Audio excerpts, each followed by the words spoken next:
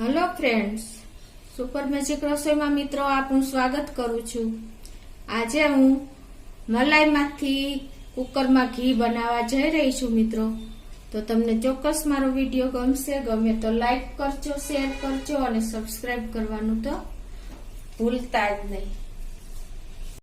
તો આપણે મલાઈમાંથી સીધું જ ઘી બનાવવાનું છે। આપણે આ માખણ નથી ઝંઝટ બનાવવાની કે નથી હાથ બગાડવાની ઝંઝટ, કોઈ પણ જાતની ઝંઝટ વગર એના ઇન્ગ્રેડિયન્ટમાં જો મેં આ 10 થી 15 દિવસની મારી આ મલાઈ છે, મેં જે ફ્રીજમાં રાખી હતી એને મેં 1 કલાક પહેલા કાઢી લીધી છે, એટલે રૂમ ટેમ્પરેચર ઉપર આવી ગઈ છે। તમારે વેલી થોડીક કાઢ લેવાની અને પ્લસ 1 ચમચી જેવો મેં ગોળ લીધો છે અને 2 ચપટી જેવી હળદર લેશું આપણે। તો હવે આપણે બનાવવાનું ચાલુ કરીએ। હવે મિત્રો આપણે આ મલાઈ કુકરમાં જ બનાવવાનું છે ઘી, એટલે હું ગેસ ઓન કરું છું અને હવે આપણે ડાયરેક્ટ કુકર મૂકશું અને એમાં આપણે થોડું કમથું 2 ટેબલ સ્પૂન જેવું પાણી મૂકી દેશું, એટલે આપણી મલાઈ તળીએ બેસે નહીં। અને હવે આપણે આ મલાઈ આમાં નાખી દેશું।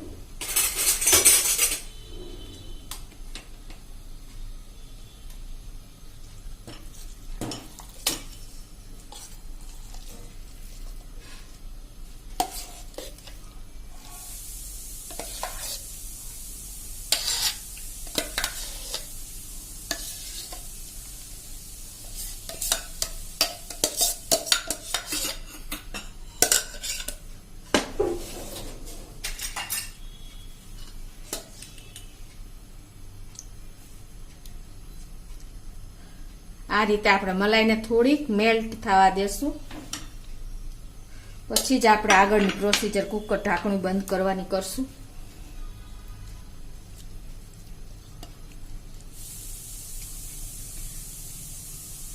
આમાં મિત્રો આપણે એક જ આ પ્રોસીજર કરવાની છે, કોઈ પણ જાતની ઝંઝટ વગર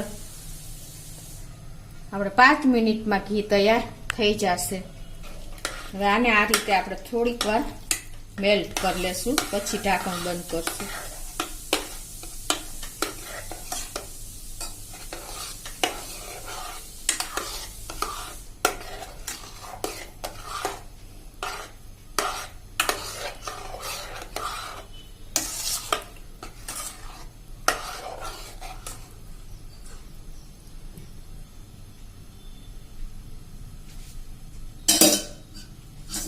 હવે જો આપણું આ મલાઈ પણ એકદમ સરસ મેલ્ટ થઈ ગઈ છે અને હવે આપણે સ્લો ફ્લેમ ઉપર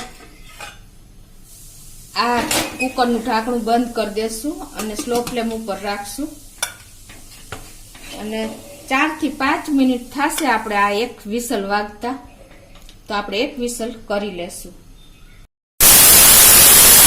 આપણે ગેસ બંધ કરી દેશું અને એને એનું પ્રેશર રિલીઝ થવા દેશું। તો જો એક વિસલ થઈ ગઈ છે અને પ્રેશર પણ રિલીઝ થઈ ગયું છે આપણું।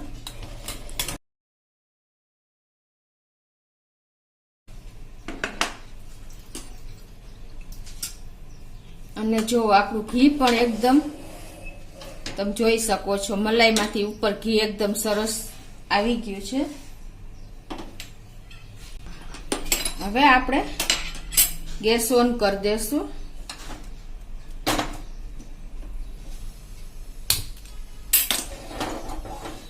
અને આપણે આને મિક્સ કરી લેશું, તમે જોઈ શકો છો। આ રીતે હવે જો આપણે કન્ટિન્યુ હલાવતા જ જાશું અને એમાં આપણે હવે 1 ચમચી જેવો આપણે દેશી ગોળ નાખી દેશું। આ ગોળના હિસાબે મિત્રો આપણું ઘી એકદમ કણી વાળું થશે અને 2 ચપટી જેવી આપણે હળદર નાખી દેશું।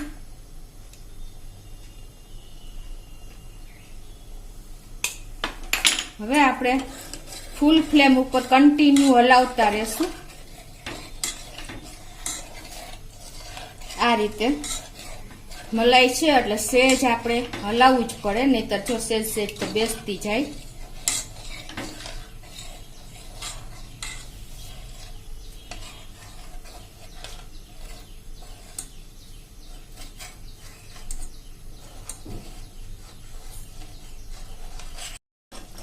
આ રીતે આપણે ફૂલ ફ્લેમ ઉપર કન્ટિન્યુ ચલાવતા જ રહેવાનું છે અને આવી રીતે તમારે હલાવતા હલાવતા હજી 5 થી 7 મિનિટ થશે.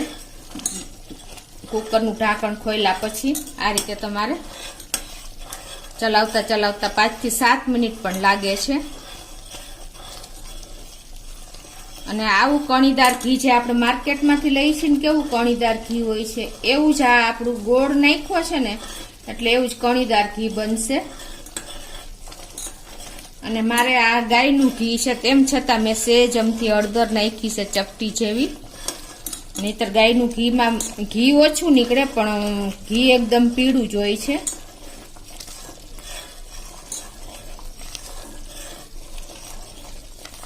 આ રીતે આપણે ફૂલ ફ્લેમ ઉપર જો તમે નહીં ચલાવો ને તો તળિયે થોડીક વાર બેસી જશે.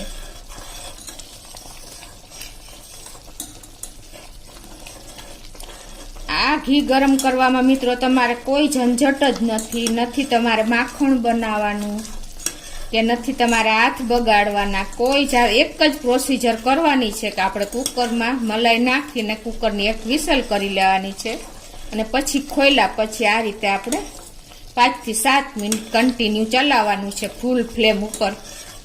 અને આ 2 ઇન્ગ્રેડિયન્ટ નાખી દેવાના છે એટલે તમારે બહાર જે આપણે ઘી મળે છે એવું જ ઘી આપણું તૈયાર થશે. તો આપણે 5 મિનિટ થઈ ગઈ છે ચમચો કન્ટિન્યુ હલાવતા હલાવતા અને જો આપણું ઉપર ઘી પણ છૂટું પડવા લાગ્યું છે મિત્રો. કોઈ આપણે ટાઈમ જ નથી લાગતો એક વખત સીટી પડ્યા પછી. જો આ રીતે આપણે કન્ટિન્યુ ચલાવતા જ રહ્યા છે.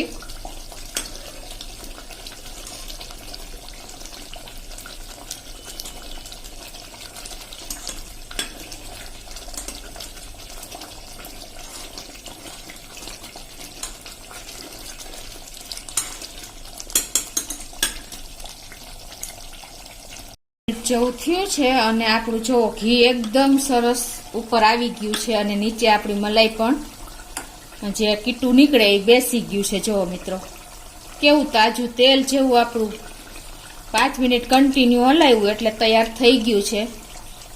તમને ખ્યાલ પણ આવી જતો હશે, નજીકથી હું તમને બતાવું. જો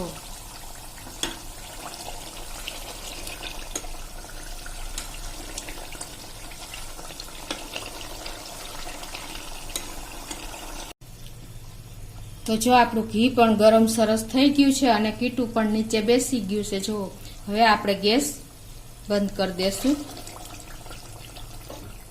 અને આને આપણે ઠંડુ થોડુંક થવા દેશું.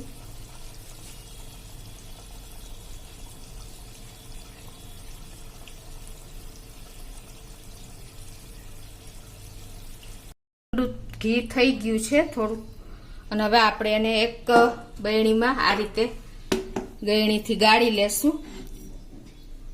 આવી રીતે ચમચે ચમચેથી આપણે ઘી લેતા જાશું.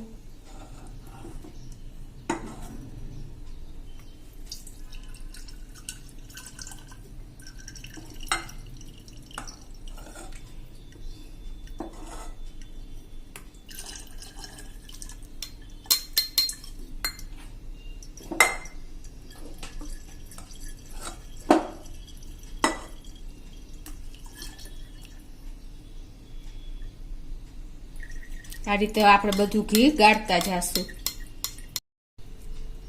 તો આ રીતે જો આપણું બધું ઘી ગળાઈ ગયું છે, તમે જોઈ શકો છો. આ રીતે પ્રેસ કરતા જવાનું અને બધું ઘી આપણે ગાળી લેવાનું. મિત્રો આ મારે ગાયની દૂધની મલાઈ હતી એટલે 1.5 કિલો જેવું ઘી થયું છે. અને જો આપણે આ જે કીટું નીકળ્યું છે એમાં જરાય આપણે કુકર પણ તળીએ દાયજું નથી. આપણે કન્ટિન્યુ ચલાવતા રહ્યા હતા એટલે જો ક્યાંય છે દાજેલું. તો તમે આ રીતે મિત્રો એકદમ જો આપણું ઘી એકદમ કણીદાર, આ ઠંડુ થશે ને જામશે એટલે એકદમ કણી પડશે. બહાર જે આપણે ઘી લઈએ છીએ ને કેવી કણી હોય છે એવું આપણે ગોળ નાખ્યો છે ને એને હિસાબે આપણું ઘી કણીવાળું બનશે.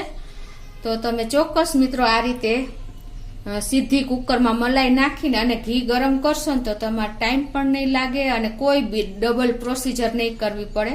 એક જ પ્રોસીજરમાં તમારું ઘી ગરમ થઈ જશે મિત્રો. તો તમને ચોક્કસ આ વિડીયો ઉપયોગી થશે. તમને ગમે તો લાઈક કરજો, શેર કરજો અને સબસ્ક્રાઈબ કરવાનું તો ભૂલતા જ નહીં.